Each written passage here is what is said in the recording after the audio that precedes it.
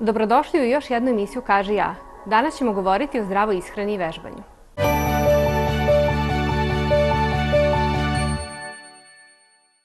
Zdrava hrana i fizička aktivnost najbolja su kombinacija, bilo da pokušavate da smršate ili samo želite da očistite organizam i unapredite zdravlje. Ako već dugo godina niste ni potrčali, a kamoli odradili trening, važno je vraćati se u formu postepeno i pratiti svoj ritam. Goran Obradović, mladi trener koji je znanje stečeno na Fakultetu sporta i fizičkog vaspitanja, spojio se individualnim pristupom treningu, pokazat će nam najefikasniji način da se pokrenemo i uradimo nešto dobro za sebe.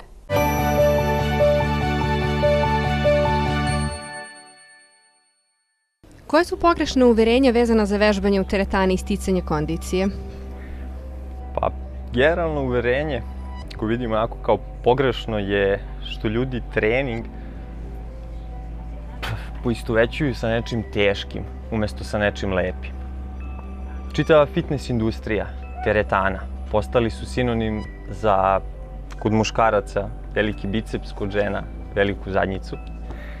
I generalno vi kad samo pogledate i fokusirate se kako to sve izgleda, vidite da je pretrpljen neki veliki rad, nešto teško stoji iza svega toga. I sam slogan koji je često vezan za fitness industriju, a to je go hard or go home, predstavlja neku vrstu poistovećivanja treninga sa nečim teškim. Iskreno mislim da mnogi ljudi upravo iz tog razloga se ne odlučuju da krenu da treniraju.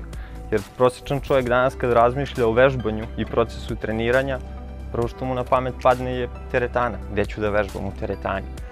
I vi ako imate samo povezano da u glavi da ćete ići da trenirate nešto i da će vam biti teško, vi automatski imate represiju prema tome. Prosto se ne osjećate lepo. Tako da u principu, ukoliko biste samo shvatili da je trening prostor u kom biste trebali da uživate, da vam bude prijatno. Kako osoba koja tek počinje da trenira ili stiče kondiciju treba da posmatra trening i kakav odnos treba da ima prema svom telu? Pa idite ovako, odnos prema svom telu. Evo ja ću sad reći na mom ličnom primjeru. Moje telo posmatram kao moj hram. I ja ne znam kako sam došao na ovu planetu, niti kad ću otići, niti koja je moja svrha ovdje. Ali ono što sigurno znam je da imam ovo telo. Da jedina stvar o kojoj mogu da brinem sigurno je o sopstvenom telu. Ako ja brinem o njemu, onda mogu brinuti i o svim ostalim stvarima, ali tako? I automatski ne postoji razlog zašto da ga ne tretiram na određeni način. Iako ste svesni da čak i sad dok sedimo i pričamo, mi na neki način nešto treniramo, jel tako? Mi sad nemamo telesnu aktivnost, ali imamo govor. Kad izađemo na teren, kretat ćemo se, šetat ćemo malo. Posle te šetnje možemo da uđemo u trčanje. Posle trčanja možemo da uđemo u teži intenzitet vežbi. U toj puzli vi nekad imate teži intenzitet, nekad imate lakši. I prosto se igrate tim talasom i to je način kako vi treba da trenirate. Jel tako? Vi ako hodate u šetnju, to je neki način treniranja. Vi ako radite vežbe snage, to je neki način treniranja. Ja ne volim da se trening poima isključivo sa teškim vežbama, sa vežbama visokog intenziteta. Pa ne, i ako odete u šetnju i ako se malo prošetate, vi ste uradili neki tip treninga, je li tako? Tako da generalno razumevanje toga da i najprostiji oblik kretanja, šetnje, džogiranja, vežbi oblikovanja predstavlja neki tip treninga, samo u skladu sa onim koji mu je karakter, vi ćete biti mnogo spremniji da uđete u taj proces, da stvorite dnevnu naviku, da stvorite naviku da svakog dana možete da se prošetate, da možete da uradite vežbe oblikovanja. Sad jedno pitanje vezano za ljude koji baš recimo dosta sede za kompjuterom, u nepravilnom su položaju tela, nemaju puno vremena za trening, od čega bi oni mogli da krenu neke osnovne vežbe, šta bi za njih bilo dobro prosto? Pa idite ovako, ajde da pretpostavimo da veliki broj ljudi provede veći deo svog dana u ovoj poziciji, jel tako? Vi teoretski samo telu pružate da bude u ovoj poziciji konstantno. Vi ukoliko biste samo svakog dana uradili vežbe oblikovanja, najprostiji oblik vežbe oblikovanja, vi biste se osjećali bolje. Imam jedan baš primjer na tu temu, bilo je na fakultetu. Bilo je to, ja mislim, 6. predavanje po redu, možda 6. sat na fakultetu i sad student bio pun amfiteatar. Sad svi studenti ovako sede, umorni, samo da se završi to predavanje. U jednom trenutku ulazi profesor na vrata, gleda i njemu odmah sve bilo jasno o čemu se tu radi. I profesor u jednom trenutku ovako gleda i kaže, kolege, ajde ustanite kratko. Nikom nije jasno šta se dešava, već onako tišina. Kolege ustale, mi svi ustali. Kaže, aj krenite da cupkate. Kreću ljudi da cupkaju u amfiteatru. Cupkaju. Kaže, aj sad kolege malo podignite ruke. Aj sad malo rastresite ruke. Mi cupkamo, rastresamo ruke. Kaže, još. Kaže, aj malo brže. Ubrza on nas još. Kaže, stajte. Aj izmerimo malo pauzu. Kako se osjećate, kolege?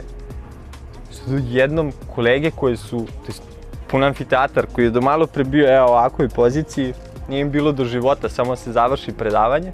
Jednom svi puni neke energije, puni elana, odjednom nešto tu cirkuliše, svi spremni za predavanje. Kaže profesor, vidite, ovako mala stvar učinila je da vaša koncentracija, da vaša volja, da sve se promeni, da budete spremni. Vi ste sad spremni odmah da slušate, sve da radite. Vidite, za 5 minuta on je nama sve promenio. Pa sad možete misliti kad ljudi imaju predrasudu da trening mora da traje sat i po vremena. Vidite, samo s malim jednim pomakom vi ste učinili mnogo za vaše telo. Ne znam da li je tačna informacija koju sam čuo da u Japanu ljudi prosto imaju pauze u kojima trče oko svojih radnih prostora, zgrada. Nisam ni siguran oko čega.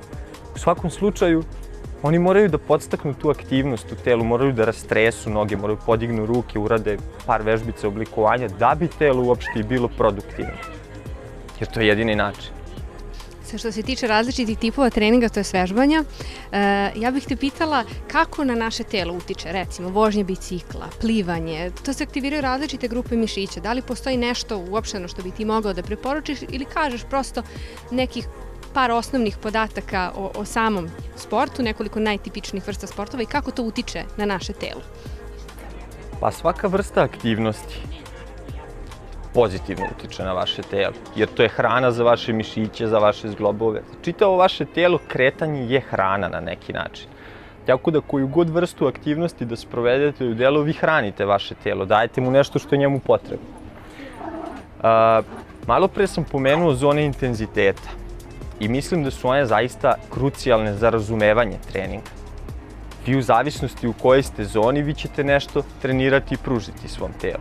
Svaka vrsta aktivnosti koju ste pomenuli, vožnja bicikle, šetnja, džoging, plivanje, ako ga sprovedete u toj nekoj nižoj zoni intenziteta, vi ste automatski u jednoj zoni zdravlja, čime ljudi, velika većina, teži, jel tako? U zavisnosti od toga, svaku aktivnost možete da iskoristite pozitivno i pozitivno će uticati generalno na vaše telo. Ukoliko imate druge ciljeve, da vršite neke promene na telu, da smršate, prosto morate da imate organizovan plan za to i da birate aktivnosti koje su na to usmerene. Tako da samo razumevanje zona intenziteta može vam mnogo pomoći u tome da prošetate i da znate, super, ja sam istrenirao. Džogirate, ja sam istrenirao, to mi je dovoljno. Radio sam vežbe razgibavanja, meni je to dovoljno. Idem na plivanje.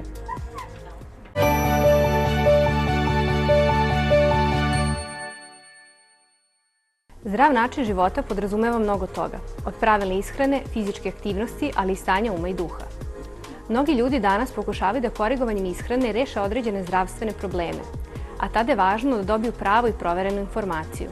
Šta je zdrava ishrana? Kako nam ona može promeniti život, govori doktorka Vesna Dimitrijević-Srećković, endokrinolog, čiji je koncept mediteranske ishrane nagrađen Hipokratovom nagradom kao najbolji u Evropi.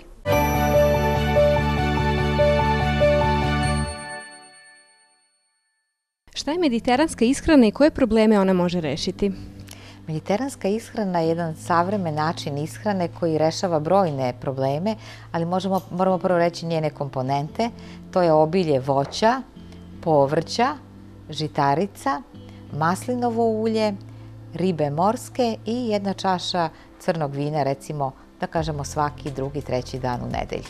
A koji su problemi? Pa brojni su problemi od obične, da kažem, jednostavne gojaznosti, preko metaboličkog i premetaboličkog sindroma, dijabetesa i predijabetesa, zatim ateroskleroskih komplikacija kao što su angina pectoris, infarkt, šlog, zatim dalje bolesti jetre, masna, nealkoholna bolest jetre, depresija koja je vrlo česta sa gojaznošću, zatim seksualna disfunkcija i infertilitet kako muškaraca, tako i žena, problemi osteoporoze i osteopenije, Alzheimerova bolest i najteža bolest današnjice karcinom. Tako da ja držim predavanja jednom nedeljno na našoj klinici za endokrinologiju, dijabetes i bolesti metabolizma i tema upravo predavanja jeste mediteranska ishrana u prevenciji i lečenju, pa sad svih ovih pobrojanih bolesti koje sam rekla. Kako izgleda jedan mediteranski jelovnik? Mediteranski jelovnik uključuje, dakle, kao što smo rekli, pola kilograma voća i pola kilograma povrća. Zašto je to? Ističemo zato što voće, povrće, a i žitarice uzgred, odnosno cerealije, u koje spada da pomenemo, znači tu će biti i pasulj, i sočivo, mahunarke, znači sve.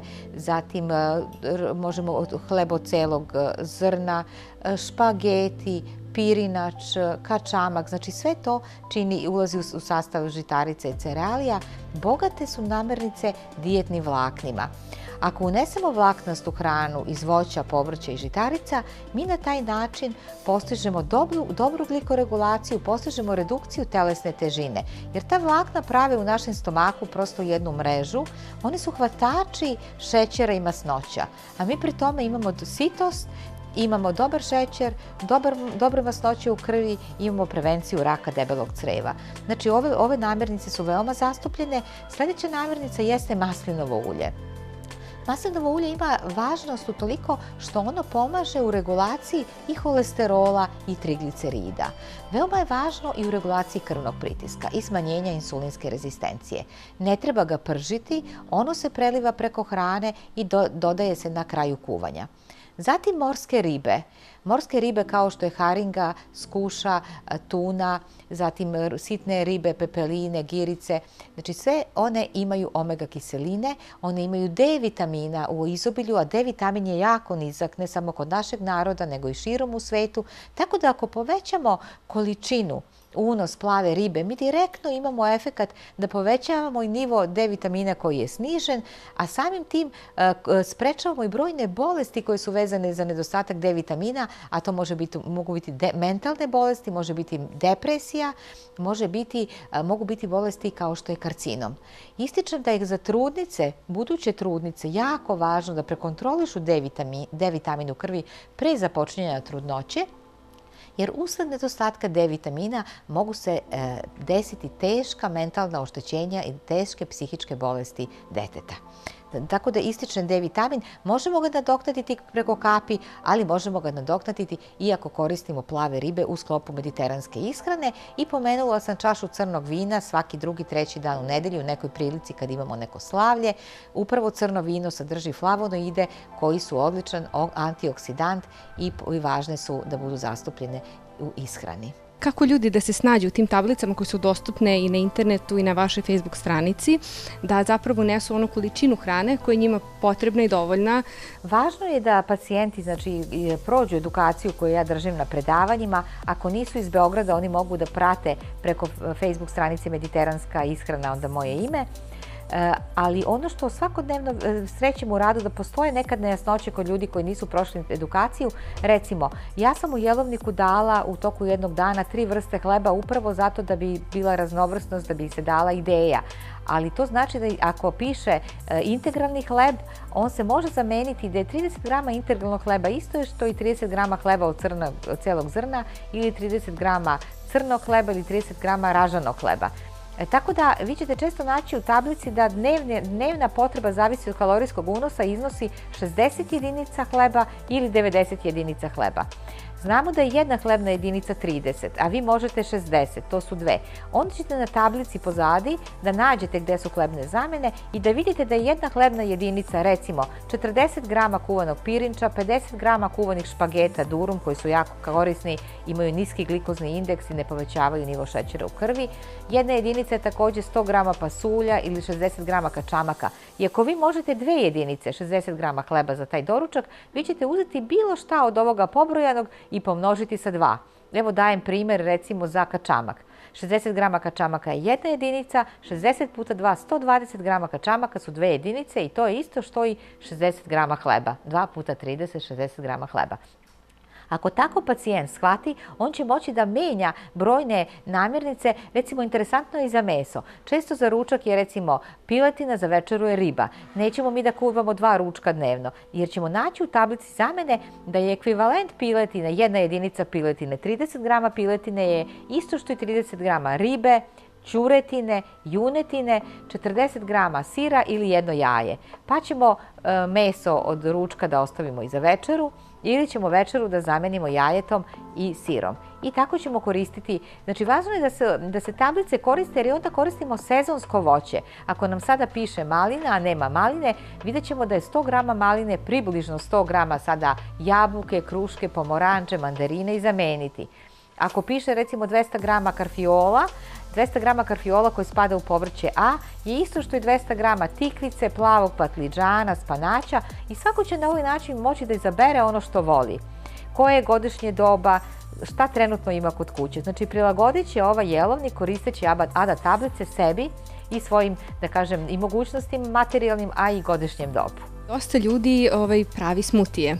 Da li se time nešto gubi od nutritivnih vrednosti ili vi preporučujete da se recimo voće jede samostalno? Ako nam je potrebno da postignemo redukciju telesne težine i da imamo efekat dijetnih vlakana, onda svakako treba jesti voće i povrće bez seckanja, jer u smutiju sve je udrobljeno, to je prosto kao jedan sok ili kaša i onda jednostavno gubi se efekat dijetnih vlakana tih hvatača masnoća i hvatača šećera, je li tako? Znači, ja bih preporučila za one koji žele da smanje telesnu težinu, da postignu regulaciju šećera i sve ove druge bolesti o kojima smo pričali, na koje deluje mediteranska ishrana, da se jede u celosti voće i povrće bez mnogo usitnjavanja. Smuti i sokovi ceđeni, oni su dakle namenjeni ako želimo veći da kažem učinak kod osoba koje recimo boluju od nekih težih bolesti, koji imaju smanjen imunitet, koji su na hemioterapiji, na zračnoj terapiji i kada želimo da se unese veća količina vitamina, onda možemo u tim situacijama koristiti smuti ili ceđeni sok. Ali ako je efekat znači na prevenciju određenih bolesti i smanjenje težine, bolje je da bude cela voćka ili celo povrće. Koliko je vremena potrebno hraniti se na ovaj način da bi se postigli videli prvi efekti u poboljšanju zdravlja i fizičkog izgleda? Mi već vidimo rezultate posle mesec ili 2 dana, ali pošto ja u mojim protokolima koje pratim, obično pacijente viđam na 6 meseci, mi posle 6 meseci zapažamo efekte. Tako da mediteranska ishrana je pokazala odlične efekte, to smo prikazali u brojnim našim radovima, na glikemiju, dakle na parametre glikoregulacije i sprečavanje šećerne bolesti u grupi predijabetesa, kako kod onih sa povišenom glikemijom našte, što je blaži oblik predijabetesa, tako i onih sa intolerancijom na glukozu, što je teži oblik predijabetesa. Ono što možemo da pratimo i što smo pratili jeste kada uradimo krivu OGT testa, površina glikemije ispod krive smanjila se posle 6 meseci korišćenja ove ishrane, a također se smanjila i površina insulina, insulinemije, jer je hiperinsulinemija odgovorna za brojne bolesti, za insulinsku rezistenciju, za infertilitet kod mnogih ljudi, odgovorna je i za karcinom. Dakle, to je jedna posebno važna tema i da hiperinsulinizam, prosto moramo se boriti protiv njega.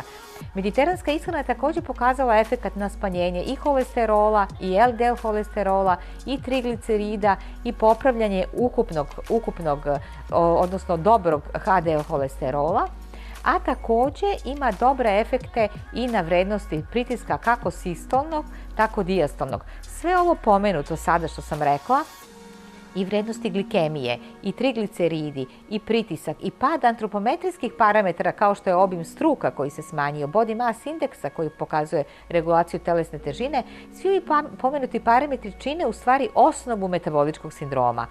Da li svi mogu početi da koriste mediteransku ishranu ili je potrebna ipak prethodna konsultacija sa lekarom, neke kontrole? Mediteransku ishranu zapravo svi mogu početi da koriste bez ikakve konsultacije, jer znate šta je mediteranska ishrana? Mediteranska ishrana je nešto što je u stvari hrišćanski post. Voće, povrće, žitarice, maslinovo ulje, riba. Naši preci koji su oduvek koristili hrišćanski post da se jede bez mesa životinskog i sira, znači bez masnoće životinskog porekla 2 do 3 dana u nedelji. Oni su naučno došli do saznanja da ako bi se 2 do 3 dana isključilo meso i mlečni proizvodi, jaja, da bi to bilo dobro. A to upravo jeste i naš hrišćanski post koji se upražnjava, dakle, 2 put nedeljno, sredom i petkom, nezavisno od naših velikih postova koji traju više nedelja.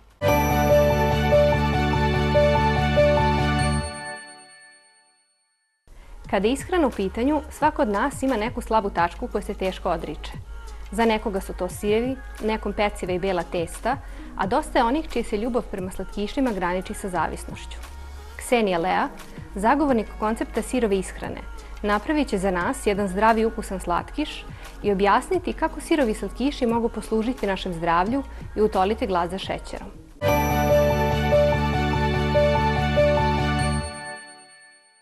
Prednost te sirove hrane jeste u tome da slavi prirodu, da ističe prirodne sastojke majke zemlje i koristi sve nešto što je neobrađeno i što ne sadrži proizvod životinjskog porekla. Namirnica ostaje u svom prirodnom sastavu i svim svojim vitaminima, mineralima, proteinima i prirodnim sastojcima koji nam čine dobro. Nešto što je rafinisano, što je prerađeno, već mu je oduzeto i sadržine i dodato nešto što možda stimuliše neki osjećaj zadovoljstva, veštački osjećaj zadovoljstva, ali to čini samo trenutno. Pošto šećer oduzima dosta energije i troši enzime, veštački šećer, dok prirodni šećer upravo radi suprotno. On pojačava energiju i održava enzime, od kojih naravno zavisi naša mladoolikost i velika i puna snaga koju mi imamo u telu prirodno data. Kada kažeš ovi prirodni šećeri, da li to podrazumeva samo šećere iz voća ili možda neke zaslađivače kao što su med ili žuti šećer? Kako su pravila sirove ishrane, jel to ide jedno uz drugo? Sirova ishrana je presna veganska ishrana, što znači da ne uključuje proizvode životinjskog porekla. Med jeste proizvod životinjskog porekla jer ga prave pčele. Neki nije striktan i neko koristi med u svojim sirovim poslasticama i mislim da je med definitivno koji je priroda mnogo bolji nego sam šećer, baš zato što se ne koristi u toj količini u kojoj se u industrijskoj proizvodnji šećer koristi. Znači ne pričamo samo o čokoladama, nego pričamo o hlebu koji se stavlja šećer, u kečapu, u raznim sastojcima i hrani svakodnevno gde dolazi šećer, negde prosečna količina šećera za Amerikanca je 70 kg godišnje, što je velika, velika količina i ona se nalazi i u nekim sokovima i u svim tim stvarima. Nije stvar pojesti jednu čokoladicu, nego izbaciti sav ostao šećer koji se nalazi u slanim stvarima koji se konzumira. Tako da balans jeste vratiti se nekom izvornom šećeru. Ja ga za moje kolače i torte koristim najviše u urmama. Urme su veliki lekari, slatki lekari, naravno isto tako u nekoj određenoj količini jer jesu slatke, ali su prirodno slatke. Koliko se ti dugo hraniš na ovaj način i koje si ti prvo promjene primetila u svom organizmu i zdravlju?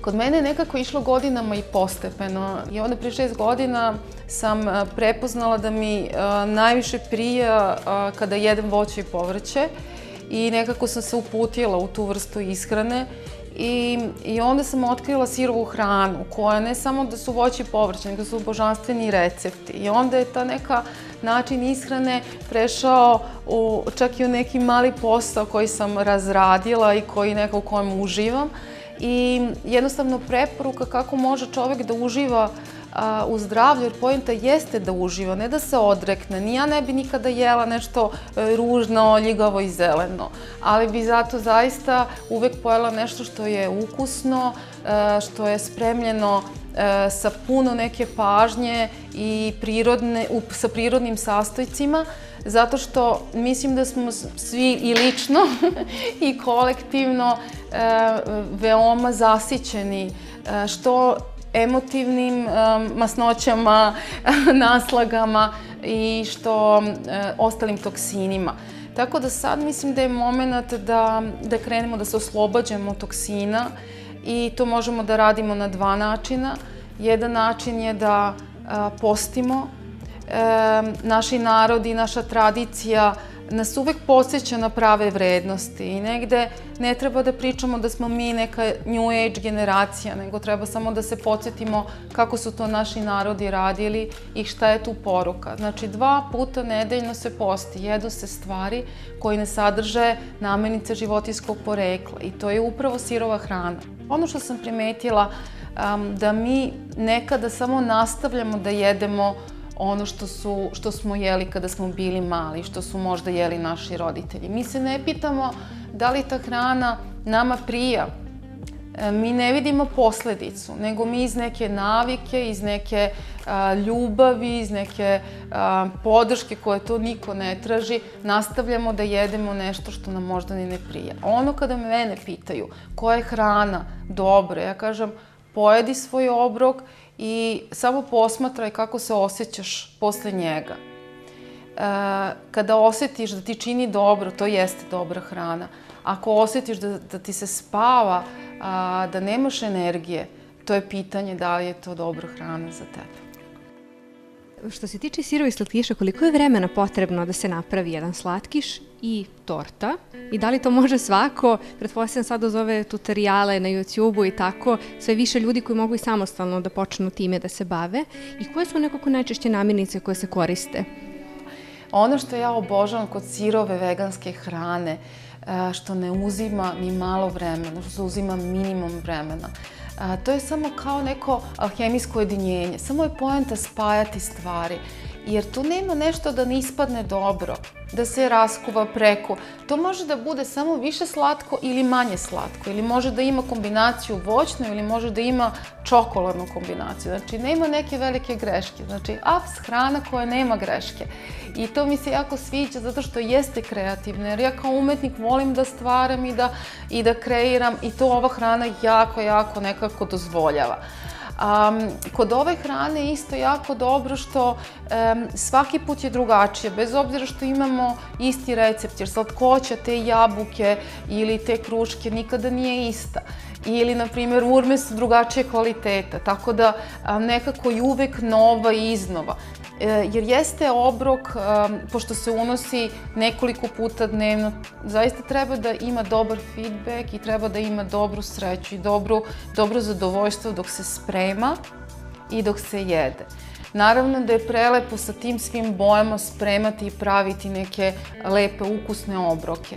I na taj način stvarno slaviti život. Isto tako kada se hrana unosi, i vrlo je bitno kako se unosi, vrlo je bitno da se isključe televizori, da se isključe ako je moguće naporne misli, teški razgovori. Samo treba se vratiti onome što nepca vole, a to su prirodni ukusi, prirodni mirisi, prirodno voće, povrće sa pijaca i to je naša hrana. A šta je prelepo u našoj zemlji? I nekako jako je dobro u stvarima videti prednosti.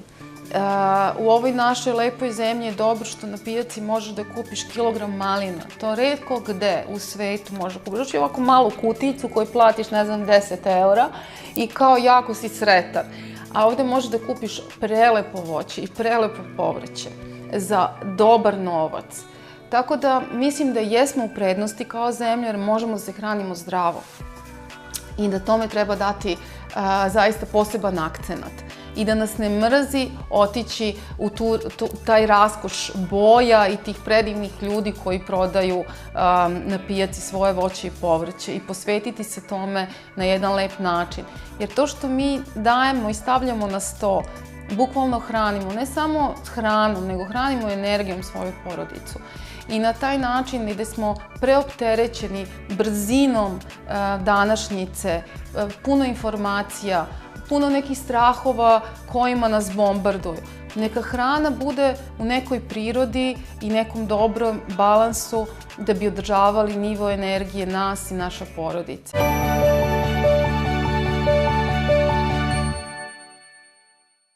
Bila je ovo emisija Kaži ja. Vidimo se sledeće nedelje na istom mestu u isto vreme.